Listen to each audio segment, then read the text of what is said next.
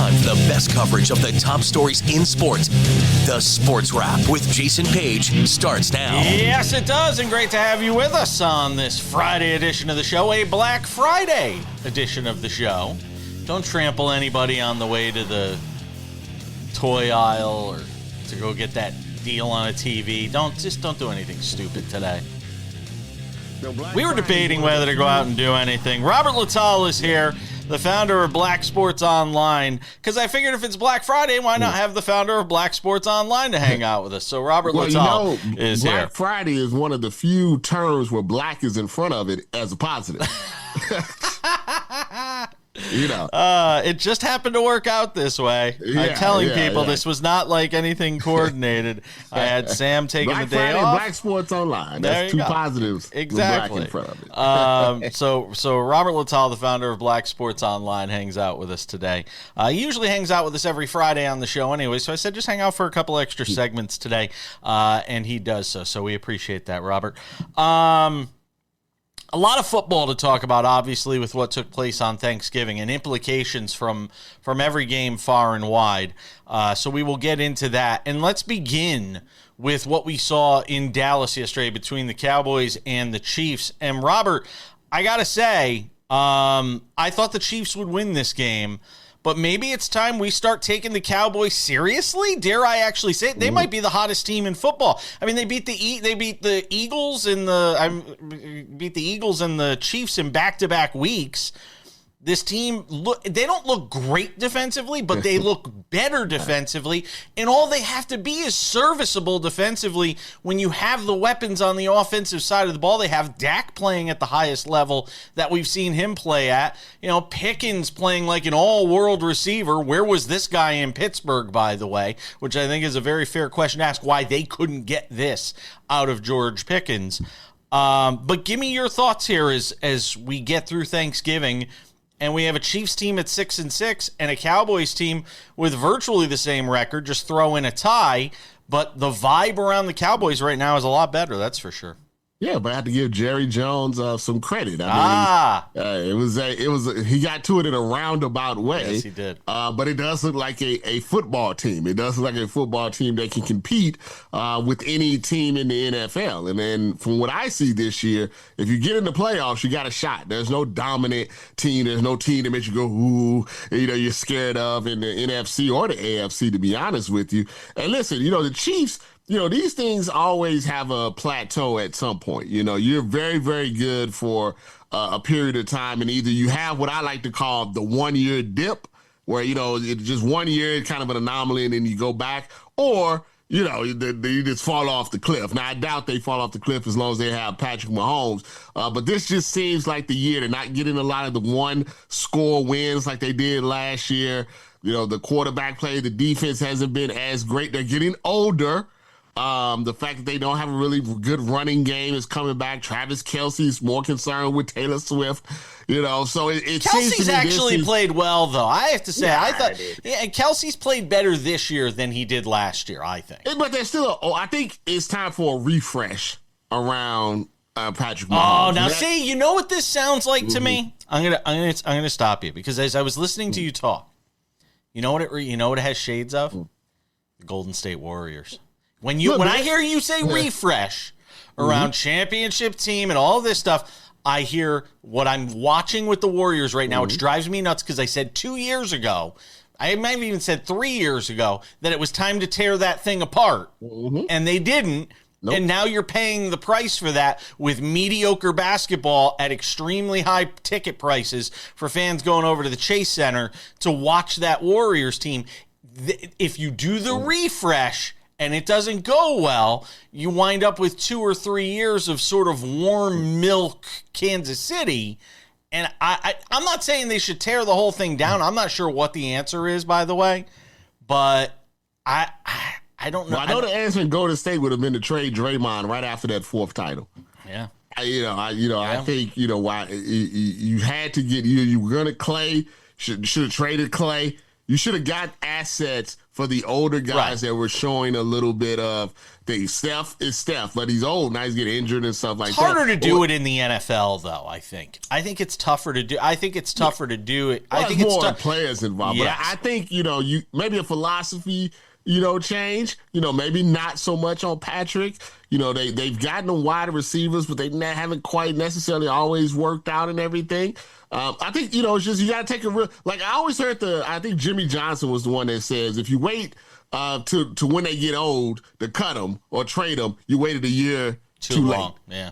You got to do it before they don't show anything.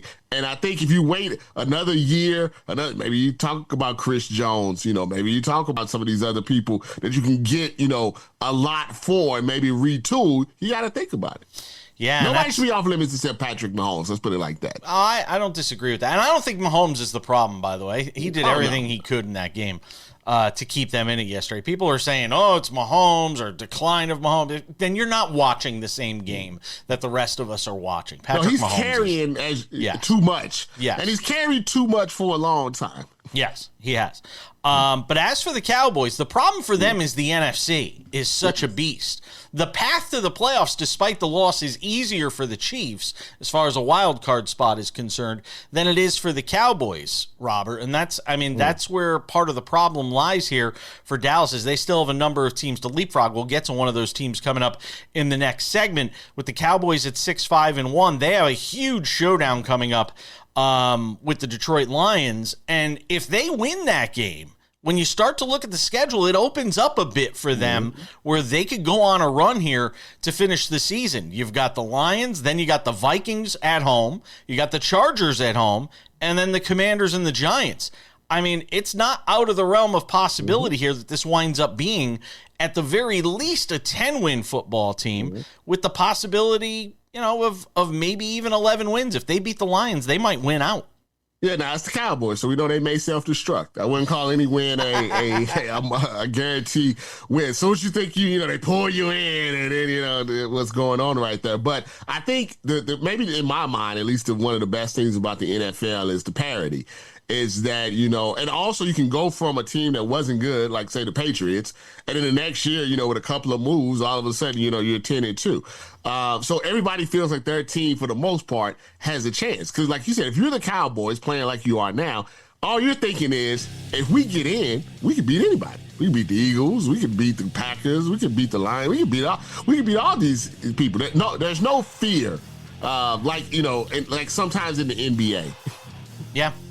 And speaking of the Lions, who you just mentioned in that list of teams, it's time to start asking, is it time to worry about the Lions? We're going to get into that. Robert Littal is hanging out with us from Black Sports Online throughout the entire show today. More Sports Wrap on this Friday.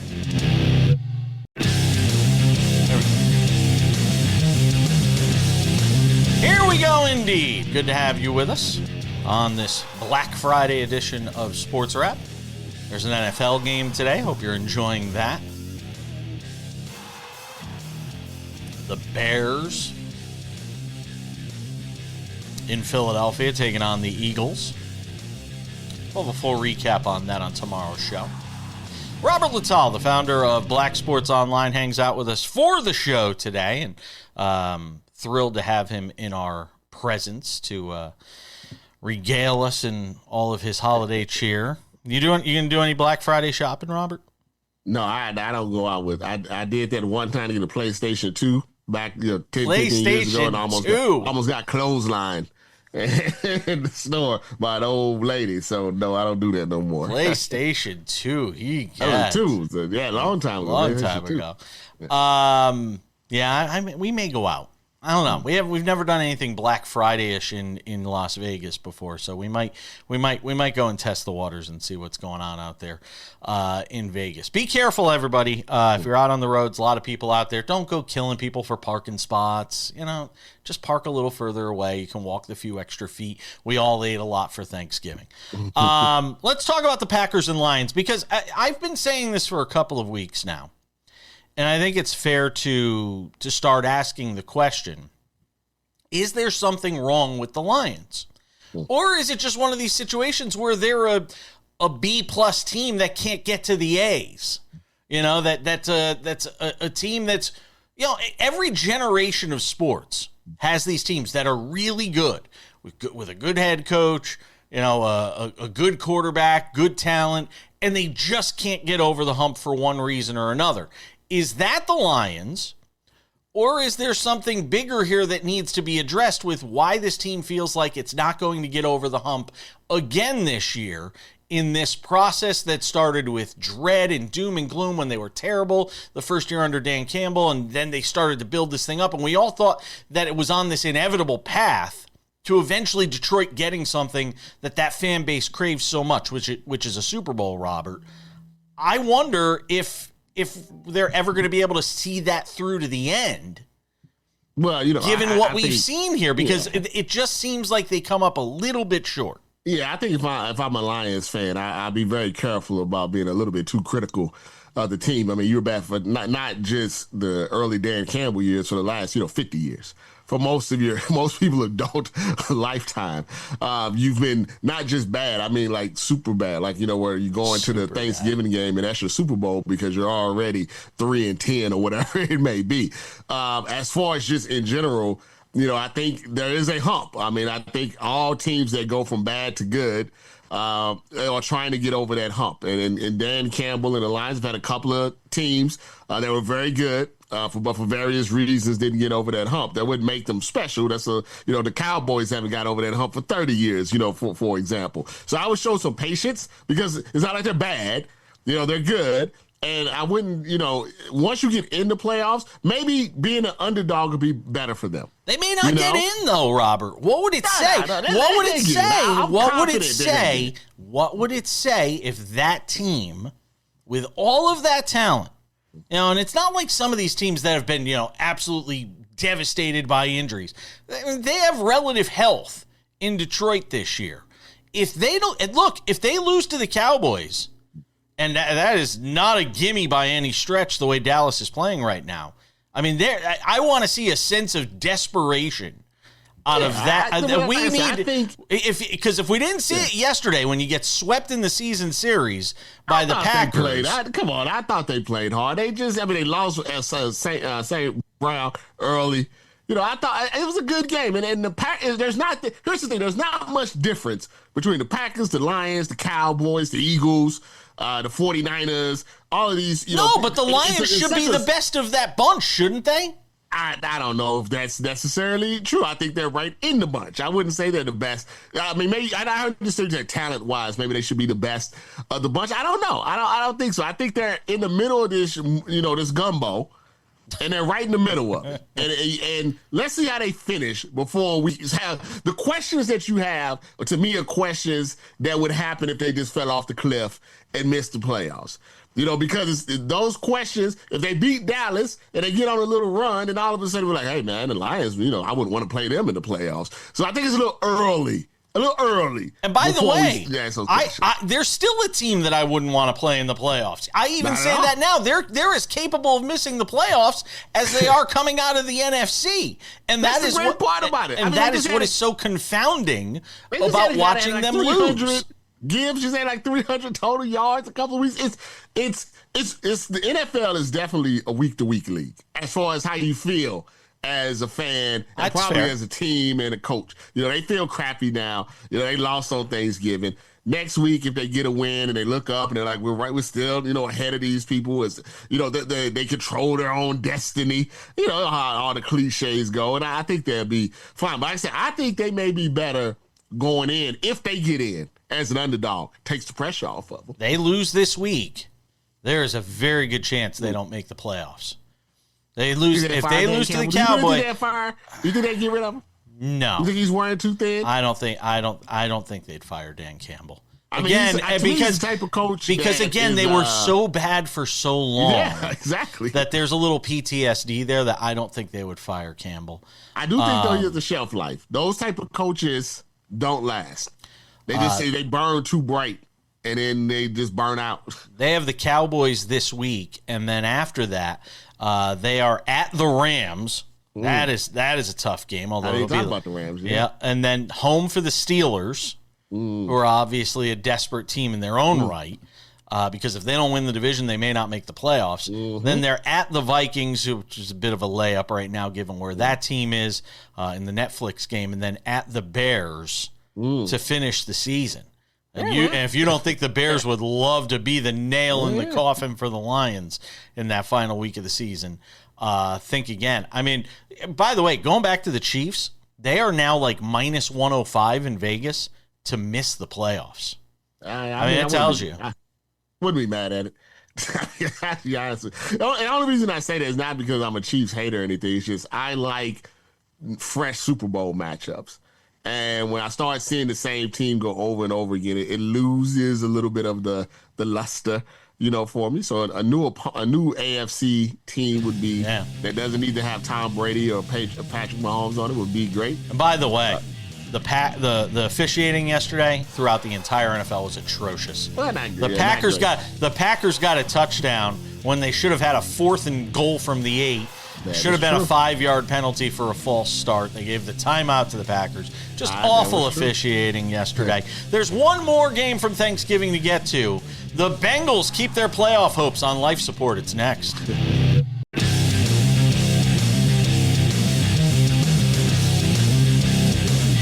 We keep things moving on this Black Friday edition of SportsWrap. Still to come in the show. Paige versus the Prince.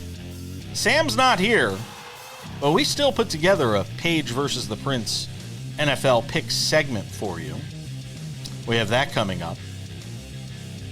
Coming up in 10 minutes, could Oklahoma City actually break the Warriors' 73 win mark from a decade ago?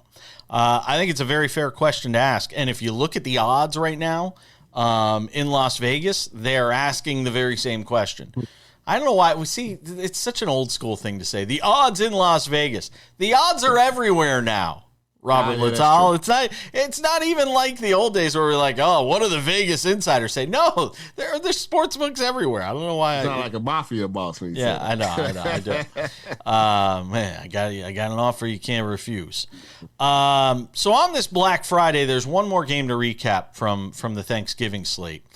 And boy, oh boy. I don't care if they make the playoffs or not out of that craptastic AFC North, Robert Littal. The Ravens aren't going anywhere this year. That team, I know we like to say anybody gets in the playoffs, this Ravens team isn't going anywhere. When you put up 14 points against that Bengals defense, which has been just awful this entire season, there are some major questions that have to start being asked about that Ravens team.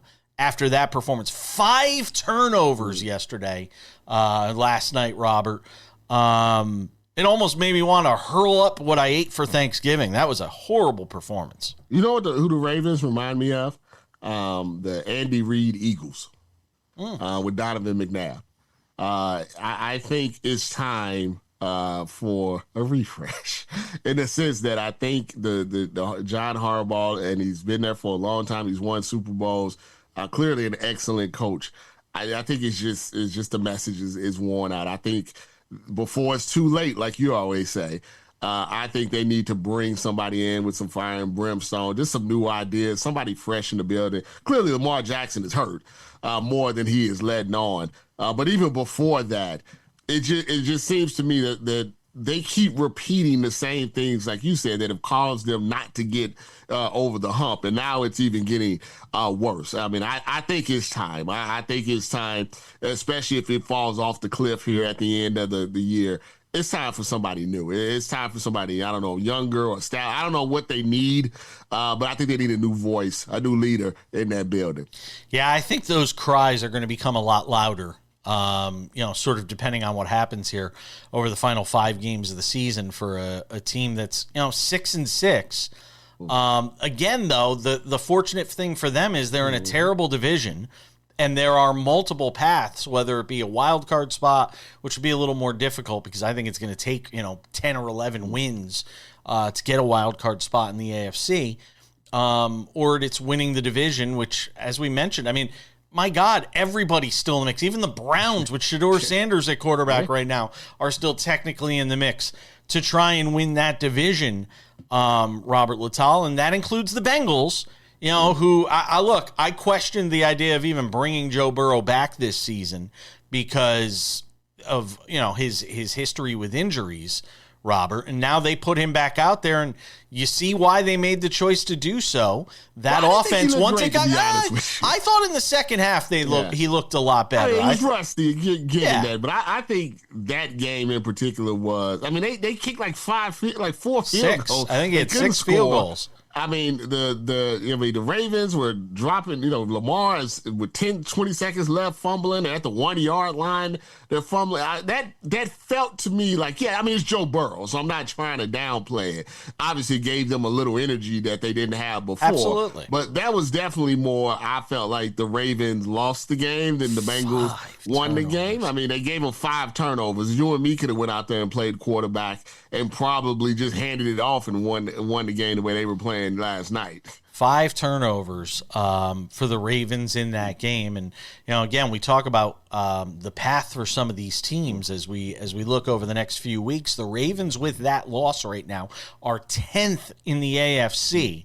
Kansas City. They have 2 games against the Steelers, which are basically going to make or break their season. It is, because the Steelers are 6-5, the Ravens are 6-6. Everything is still right in front of the Ravens right now.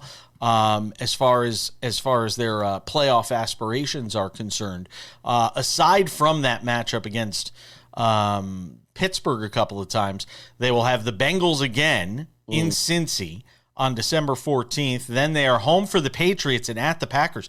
It is not easy sledding here over the final several weeks of the season for John Harbaugh's team, and it could spell. I mean, look, if it goes really bad, I could see Steve Bisciotti and that ownership group deciding, hey, man, it's been a great run. Let's mutually part ways. Let's not make it acrimonious. Appreciate everything you've done for us. We're going in a different direction. Good for Harbaugh, too. He won't be out of a job for a long period of time. Just like, and I said the Eagles for a specific reason. You know, Andy Reid goes to the Chiefs. You know, you see what happens there. It's not like I'm saying. I just think sometimes you could be with a team for so long, and it's just the message just doesn't reach, you know, like it used to. And I think, I mean, like you said, a mutually parting of ways. If you're the Giants and John Harbaugh becomes available, do you pick up the phone and call him? Absolutely. You got Jackson Dart, you got Scatterboo out there, you know, being crazy. Malik and Neighbors. Stuff. So, you got a good defense, and absolutely, I think he would be successful. I think it's just one of those. I don't think it's one of those things where like he's an awful coach and you got to get rid of him. I just think it's everybody needs a new message, a fresh message in there. And they've done the same things for so long, but when it doesn't have success, you know, you have to move it along. I think it's just time. Your 3 wild card leaders right now in the AFC: the Chargers, Jaguars, and Bills at 7-4. And I keep saying that the team nobody wants to play right now is the Houston Texans. Everybody is doing everything they can to keep the Texans out of the playoffs, because that defense, and we all know this, defense travels in the postseason, Robert. If that team makes the playoffs, they are extremely dangerous right now. Yeah, that's scary. You know, I mean, I think C.J. Stroud is tracking to come back, but it's always good to know you got a good backup. I mean, there's teams that have a backup, and then the backup comes in and they can't win the games no matter how great the defense is. Davis Mills doesn't have to be great. This has to be not bad, you know, good enough. And that's what he's been, you know, for these, you know, 3 wins. But if you want to, you know, go further, they need C.J. Stroud to be healthy, but maybe that's the best thing for him to, you know, sit back, watch, reset, and now you make that push, because we're in the push time right now. And they also need C.J. Stroud to not try to do too much. If the lesson is anything, while he's sitting on the bench watching this, or sitting at home watching this, it's the fact that he doesn't need to do too much because that defense is so good. We're going to switch gears to the NBA when we come back. Could the Thunder win 74 or more? That's next.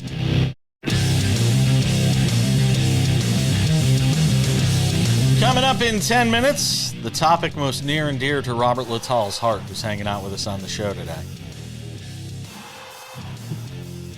Ohio State and Michigan. Ew. Look at his shirt. His hoodie says it all. Where do you find this stuff, by the way? I'm good at finding this stuff. I got connects all over the world. I like to find something nobody else has. Let me show you something real. Oh, boy. Hold on. Look at this. Look underneath. Look at that. Nice. Look at that. Doubled up on them. Very nice. Very impressive. Robert Littal, the founder of Black Sports Online, hanging out with us for the entire show today. So I asked the question, we're at the quarter pole of the NBA season. Already, I know. And the Oklahoma City Thunder are 18-1 heading into Black Friday, Robert Littal. They are on a pace. I know, the dreaded pace. They are on a pace to win more games than any team in the history of the NBA regular season. I have two questions. One, at what point do we start taking seriously the idea of them winning 74 or more and breaking the Warriors' 73 win mark of 10 years ago? At what point do we start taking that seriously? And two, is it a good thing for the NBA to have a team in pursuit of that kind of record? I would argue on the latter that it is, because the Thunder are such a boring team otherwise that doesn't get people excited. And I made this argument yesterday on the show, and I'll make it again today, because many people may not have seen the Thanksgiving Day show because it's Thanksgiving.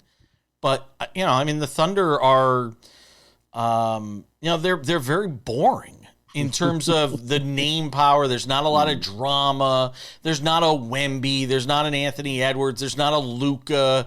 There's not a Jalen Brunson in New York type. It's Oklahoma City. Not even a Jokic. No, not even no Jokic. Passes, No, there's no Jokic. There's no Durant. There's no highlights. No. You know what I mean? No clips. No, it's not, because you just see they won by 40 every game. Like what and watching, there's only so much of watching Shai Gilgeous-Alexander at the free throw line that I could possibly watch. It just doesn't get me that excited. So at what point do we start to take seriously the idea that this team could break the Warriors mark? Let's start there. I think probably an all-star break, because I think the Warriors were something like 35-3, so some crazy number around the all-star break. I think that's when, because it's at that point it's probably only 20-30 games to go and they can see it in their sights. To answer the other question, yes, I think it's great for the NBA. Anytime somebody can go after a record that supposedly you can't get to is awesome. I think it's terrible for the Thunder. The same way it was terrible for the Warriors, because in the pursuit, now maybe a little different for them, but I always felt in the pursuit of getting that 73 wins, they didn't rest the Golden State. They didn't rest their starters enough. They could have took some more losses and kept some more health, but they were so young and ambitious that then when they got to the playoffs, the gas tank as the games got harder. Remember, Steph missed a bunch of time doing that thing. By the time they got to the seventh game, and I was there, they had nothing left in the tank to stop LeBron. Yeah. I think, especially with Draymond getting suspended, they had nothing left. They were holding on for a dear thread, and they finally broke. I feel, even though the Thunder are a very young team, you start trying to win every single game, that takes a toll on your body. Now, I will say this. They're winning games like that with Shai not even playing in the fourth quarter. And now they can keep. They didn't even have Jalen Williams until today. So maybe it's different, for them. But I would like to see it, because so when you win that, you have to deep. win the championship. Yeah. And the West is not going to be any joke. No, they're so gonna have deep, to go through Denver, maybe LA, Houston. If Wemby comes back, San Antonio. There's some. No matter even if they won 75 games, it's not going to be easy to get to the NBA. No, it's not. The difference, and you're seeing the same team every day for 2 weeks in an NBA playoff series, which is always a big differentiation point. But here's the thing. They go so much deeper than any of these other teams. Yeah. That's the problem for a lot of the teams they play against, is they go 10 deep. That Warriors team wasn't going 10 deep. Yeah. Realistically. Well, you have one A+ player and then 9 B+ players. Yes. Most teams have Chet's a couple really of good. A's. Chet, if Wemby doesn't get back soon, Chet's going to be the defensive player of the year. So most teams have a couple of A's, a B, a bunch of C's, and then a D that you hope gets hot. So that's what you see with say the Nuggets. They got depth, but it's not necessarily, like all-star depth. It's just a team that they got more people they can put out there. But listen, they almost beat them. And, they went to 7 games with Indiana. They're not unbeatable in a series. I think from a day-to-day standpoint, it's harder for teams to deal with that 10, 11 man rotation. But like you said, in the playoffs, get a day off here and there, 2 days off here and there, they can be got. I just think it's amazing. In an era where athletes can become complacent, where the championship hangover, we saw it with the Nuggets the year after they won a title, and Mike Malone in a press conference saying, "Oh, these guys just played so many games last year. They went to a 7th game in Oklahoma City against the Pacers, and this team has come back and been better than this year than they even were last year." So this idea of them not being complacent, what Mark Daigneault has been able to do, former team manager, student manager at the University of Connecticut, by the way. Thank you to Dom Amore for pointing that out to me when we had him on the show a couple of weeks ago. It is remarkable. And look, who would have thought that one of the teams that might contend with them in the West is the Los Angeles Lakers now that LeBron is back? Yeah, even though LeBron, I don't know if LeBron is happy with this kind of third man. Oh, I think he loves it. No, I think he loves it. Let Luka. Let Luka have it. LeBron's going to do whatever it takes to win. Luka, I think Luka, but Reeves, I don't know about that. All right, we got more to do on the other side. You see the hoodie that Robert Littal's been wearing? We'll address it next. Coming up in 10 minutes, Page versus the Prince, Week 13 NFL picks from myself and Sam Yarnell. I tailed him last week instead of just making my own picks and went 1-3, so I guess we won't be doing that again. All right, when we typically have Robert Littal on, we run through some of the top stories of the week, and I thought, let's make Robert feel at home and do that right now. So a couple of stories I want to get to in this segment, at least a couple that I want to get to in this segment. Starting with your beloved Ohio State Buckeyes, of which Robert is a graduate, at the Big House on Saturday to try and vanquish the demon that is the Michigan Wolverines, Robert Littal. Will this year be different for the Buckeyes? Be honest, I don't know. I really don't know. And I would like to come up here and say that I know and we're going to do this and stomp them and win 45-0. But I don't know. It's such a weird rivalry in the sense that, how they say, records don't matter. Normally that's some BS. Records normally do matter. The better team normally wins. But with Ohio State and Michigan, it's almost sometimes like the underdog has the advantage because they don't have the pressure of being the favorite, the top dog, and so to speak. And it's such an interesting rivalry. It's the only rivalry in sports where the loser could go on to win a championship, and there's still people that say, well, but you didn't beat your rival. That doesn't happen in any other rivalry. If the Cowboys lose to the Eagles and win the Super Bowl, they don't care about 2 regular season losses to the Eagles.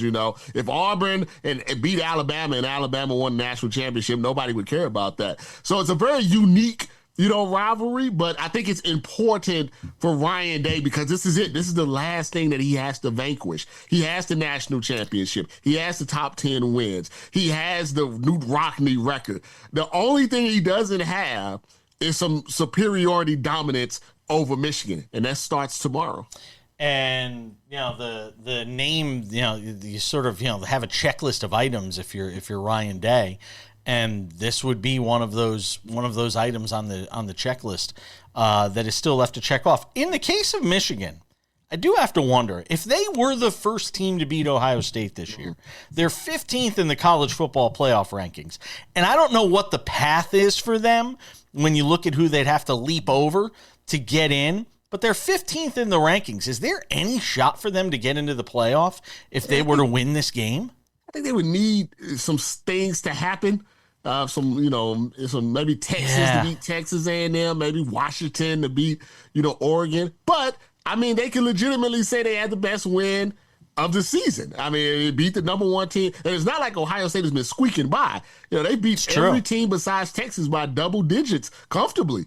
So they would have a case. And if you think about strength of schedule, playing Oklahoma, going against USC, things like that. They have a case I would say, but they probably would need some help. Michigan getting 10.5 at home in that game. That's too much. That feels like a ton of points. I was thinking the same exact thing. That feels like a ton of points in a rivalry game such as that one with the way it's played out. Yeah, I would take Michigan past. plus the 10. I would. I said I want them to win. I'm just saying from a gambler standpoint. Yes, I would too.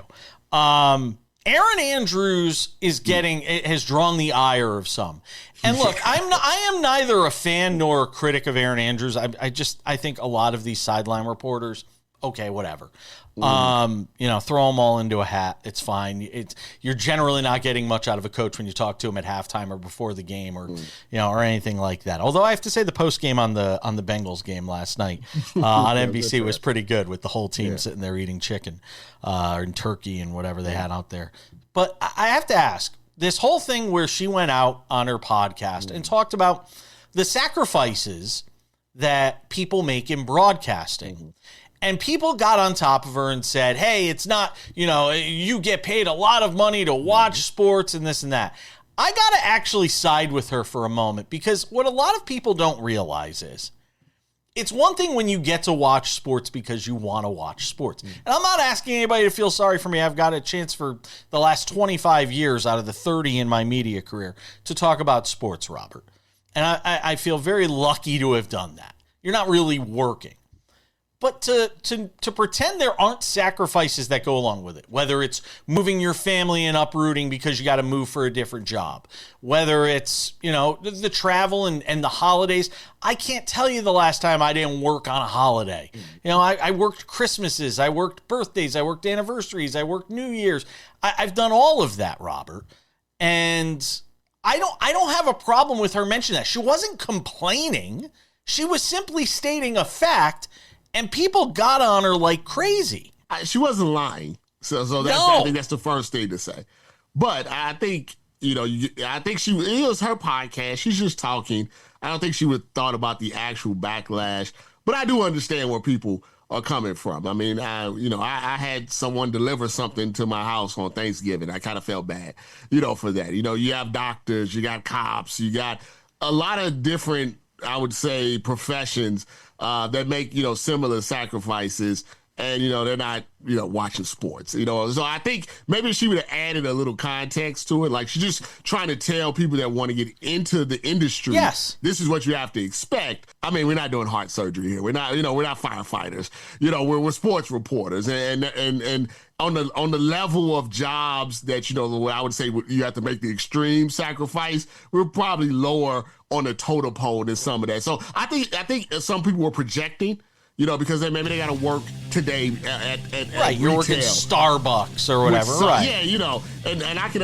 She doesn't. And listen, I'll be honest with you. I have nothing against Aaron Andrews, but if all the sideline reporters disappeared tomorrow, I don't think anybody would care. It was like the First Take host.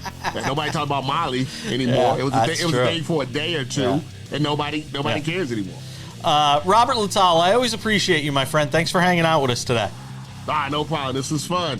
It was fun. See, we're working. We're working on We Black are Friday. working. See, you feel bad for us. Absolutely. We're coming back. Just about time to put the wraps on this baby for a Friday. Before we go, a couple of reminders. If you have not done so yet, make sure to subscribe to the Sports Wrap with Jason Page podcast. It's available on all your favorite podcasting platforms: Spotify, Apple Podcasts, YouTube Podcasts, iHeartRadio, TuneIn, Odyssey, Amazon. Anywhere you get a podcast, you can listen to this show. Crystal clear audio, Monday through Friday. 45 minutes, great while you're on the treadmill, in the car, trains, planes, sitting at the airport, waiting to get home from wherever you're going during this holiday weekend. It's great. Make sure to check it out. Also, Sports Wrap with Jason Page YouTube channel. This is the place for all things Sports Wrap. We have the TV version of the show, Monday through Friday, commercial free, 45 minutes, boom. Watch it there. It's actually there before it even makes it onto TV, Monday through Friday. A little pro tip for those of you that want to get the information as soon as possible. If you can't or don't have the time to watch it on television, it's there, basically on demand, Monday through Friday. We also have Sports Wrap Shorts there, which is quick little videos on the top stories. If news breaks, we're there. Usually about a minute long, sometimes a little longer, but usually about a minute long, easy to consume. Check that out on our YouTube channel. Also, SportsWrap shorts available on our TikTok, SportsWrap Jason Page, and on Instagram, SportsWrap Jason Page. All right, on this Friday, Sam Yarnell, there's only one thing left to do. Let's do it. It's Friday, and that means it's time for the weekly face-off for sports betting bragging rights. It's Page versus the Prince on the Sports Wrap. Thank you, Chad Erickson. Week 13 in the NFL, Sam Yarnell. 1-3 last week. I told you it didn't go very well. So this week I will make my own picks. Not that it's likely to go much better. You got 4 winners for me? Yeah, and hopefully I won't get hooked like those pesky Kansas City Chiefs did to me last week. That's what I say to you, Kansas City. All right, Jason, we're back. You said it, 1-3 last week. We'll try to do a little bit better this week. We're full off of the Thanksgiving pickings, so let's try to pick some winners. We'll start in Indianapolis, Texans and Colts. And listen, the Colts offense has been putrid lately. I know they were playing this Kansas City team, and everyone's talking about the Kansas City defense. The Colts forgot how to play offense for 2.5 quarters of that game, and now they're going up against one of the best defenses, if not the best defense in the NFL, in the Houston Texans. What does that mean? We go under 44.5. Texans, Colts under 44.5 to start your Sunday. Then, down in Tennessee, another AFC South matchup. Jaguars, Titans. I love points in this game. I don't care if it's Davis Mills. I don't care if it's Trevor Lawrence. I don't like either of these defenses. I'm sorry, I didn't mean Davis Mills. I meant Cam Ward. Everyone's talking about Cam Ward being a worse quarterback than Davis Mills. I don't believe that to be true. I think you just got to give the kid a couple more weeks. This is the coming out party for the offense. Jaguars, Titans, over 41.5. It's a low number. Let's get over it. Buccaneers are playing the Cardinals at home. And everybody's loved the Arizona Cardinals over the last couple of weeks with Jacoby Brissett. And everyone's hated the Tampa Bay Buccaneers because Baker's been injured. Well, I don't care if I have to use Teddy Two Gloves this week. I'm going to take the Buccaneers. I'm going to take the better team laying a field goal at home against the Arizona Cardinals. The Cardinals need to start losing to get a better draft pick. I think that they're going to talk about that in the facility this week. They're not even going to want to try traveling all the way to the East Coast to play the Tampa Bay Buccaneers. Give me the Bucs, -3 against the Cardinals. And Raiders, Chargers. Over 41.5, it's a principal play. Both these offenses are terrible. These defenses are all right, but it's just such a low number. We got to go over. 41.5 between two bad teams. Give me the over, Raiders, Chargers. So Texans, Colts under, Jaguars, Titans over, Raiders, Chargers over, and lay the 3 with the Bucs at home against the Cardinals. We have some games that, or at least one game that crosses over, but that's about it this week. No opposite picks, though, of you and I this week. Let me start with the Jaguars and the Titans in Tennessee. This seems like the spot where the Jags have a letdown, doesn't it? It feels like that Jags loss that you just go, how did we lose to Tennessee? Which is exactly why I'm taking the Jaguars -6.5. They're going to win that division. Colts might not even make the playoffs by the time we're done with the year. It's possible. That schedule is brutal. Game number 2, Dolphins -5.5 at home against the Saints. I love Miami. This feels like a really good spot for them. I think they're going to win their next 3 games. I think they're going to be 7-7 with 3 to play, which means more Mike McDaniel for you folks down there in South Beach. Enjoy that. And more Tua Tagovailoa. Enjoy that. And a crappy draft pick. Enjoy that. Dolphins -5.5. Give me the Niners and Browns. The under. You can make it 26.5 and it may not get there. 36.5 is the total. It's going to be a rough week for Shedeur Sanders. Not rooting for that. I want to see him succeed, but that's where it's going. Under 36.5. Then Sam, Steelers +3.5 at home against the Bills. I'll take in the Steelers. Desperation here. Game they have to have. A game they will have. I'll take the Steelers +3.5 at home against the Bills. Jags minus 6.5, Dolphins minus 5.5, Browns and Niners under 36.5, Steelers plus 3.5 at home for the Bills. My picks, Paige versus the Prince, Sam Yarnell. Any last words, sir? That Niners-Browns game, that is going to be appointment viewing. I would agree. We're out of time. Thanks to Robert Littal. Thanks to you, Sam Yarnell. Have a great weekend, everybody. We'll see you back here on Monday for more Sports Wrap.